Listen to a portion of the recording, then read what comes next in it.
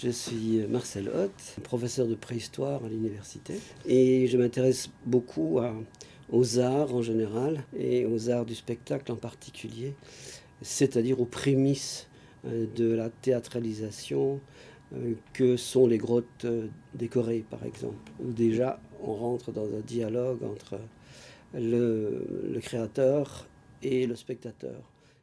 Comme vous savez, la plupart des expressions artistiques en préhistoire se font dans les grottes, sur les parois des grottes. Vous y voyez des images s'agiter au fil de votre pérégrination.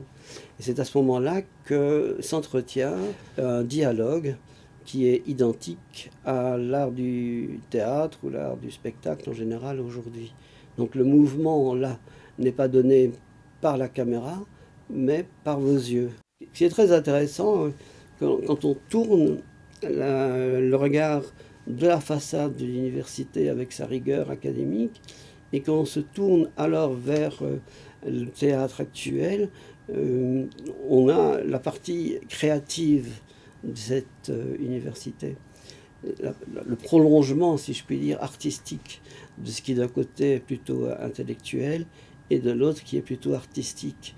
Et donc ce balancement entre les deux fait qu'on a une sorte de place de la culture, comme j'aime l'appeler, une culture vive et une culture de recherche, qui sont ainsi vis-à-vis l'une de l'autre. Ces trois éléments, donc la statue d'André Dumont, la façade de l'université et la façade du théâtre, sont pour moi précisément un théâtre en soi, un décor de théâtre tout au moins, dans lequel on pénètre quotidiennement et dont on ne perçoit pas toujours la coïncidence, qui n'a certainement pas été conçue par hasard.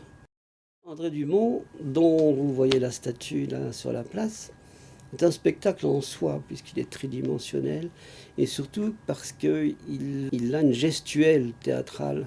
Donc le doigt planté vers le sol désigne la couche de charbon qui se trouve sous ses pieds, c'est-à-dire sous la campine. Il a découvert à ce moment-là des gisements houillers extrêmement abondants, et on le voit dans ce geste qui est à la fois académique, puisqu'il porte une toge, et en même temps théâtral, puisqu'il déploie un geste très marqué. Donc c'est une sorte de spectacle en 3 dimensions dont on doit faire le tour pour bien découvrir sa signification.